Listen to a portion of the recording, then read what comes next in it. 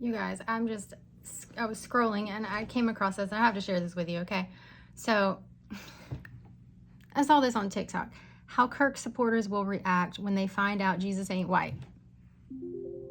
Jesus ain't white. Really? You thought Jesus was white? How could Jesus be white, guys? I mean,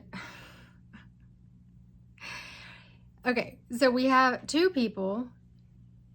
We know he's not white. Sorry.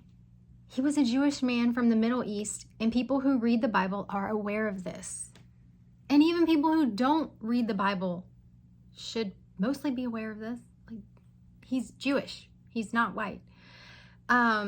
So I actually do not normally comment on anything, but and I haven't commented really on, I don't think I've commented on anything yet so far because I've been trying to just like stay out of this, keep my channel the way that it is, but I have to. So I'm like, this post proves that we need more Charlie Kirks to help educate the people.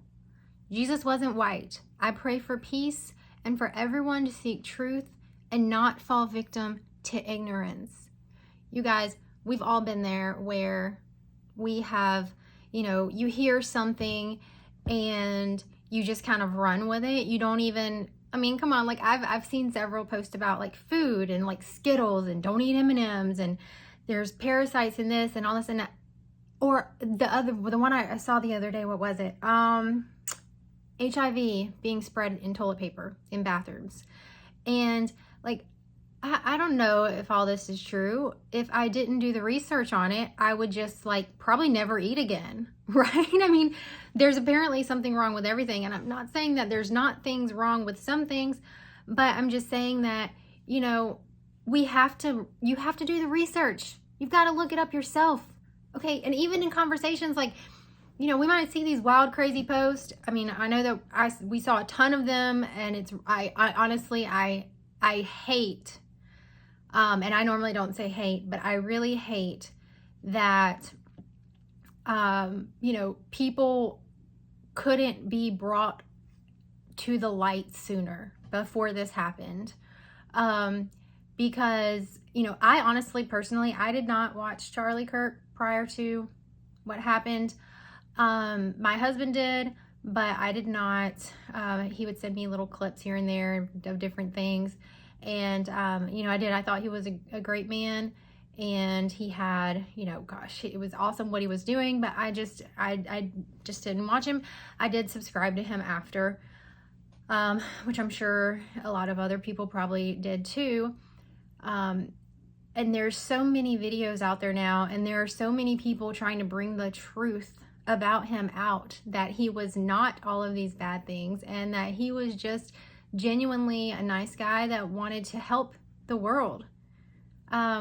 You've got to open your eyes and you've got to do the research. You can't just believe what you see. We know social media is filled with so much garbage. We see all the time, like I'm scrolling through Facebook and there's this beautiful abandoned home and we're like, scroll through the comments, you're like, man, why did no one take care of this house? And then you all of a sudden start seeing posts about this is made by AI, this is made by AI. I was watching a podcaster the other day. I'm sorry, not a podcaster. I was watching YouTube the other day, and there was a guy that's well known, and he was talking about how another person used AI to create a fake video of him requesting money or something. Like it was some kind of like scam video of him. Like, this is real, guys. Like, there are so many videos out there that aren't even real. I'm not saying that Charlie's videos weren't real. With Charlie, most of his videos were taken and people were pulling out just like clips of a conversation instead of the full conversation, trying to make him look like this terrible person, which he was not. And if you had clearly gone back and watched the full videos, you would have seen the full story. But people weren't doing that. People were going and trying to paint him to be this bad guy. And I'm so shocked that preachers were also saying things, and teachers. You guys, this is insane. And our kids spend most of their lives in school with these teachers. Teachers are not supposed to be allowed to give their opinion, especially on politics. Also, even like gender, they shouldn't be able to give their opinion on gender. Like, they shouldn't. And now I'm like on a totally different scenario, but there are so many things, guys, that like I feel like we need to do the research on, and we need to stand up. We need to stand up for ourselves. We need to stand up for our future, for our children and our grandchildren and families to come. Like, we have got to just find the truth, seek the truth, find the truth. If you see something that is wrong and you do the research and you find out that it is wrong, you should share the truth. Especially if you have a big platform, guys. Especially if you have a big platform. If you find something that is misinformation online, you should totally share it and share the truth about it. Show the facts. Show where you found the facts. Because, I mean, even like kids, like I'll hear from like wild things from like my teenager. It's like, hey, did you know if you mix this up and you put it on your face, it helps get rid of acne? And I'm like, what?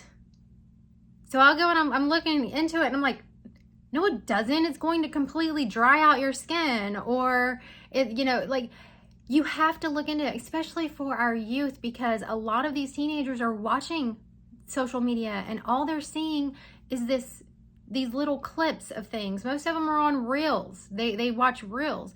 So they're not even seeing like the full picture. So it is our job to, if we see something that is wrong or that is taken out of context, that is not the full picture, and we know that, we need to share the full truth. We need to share the knowledge.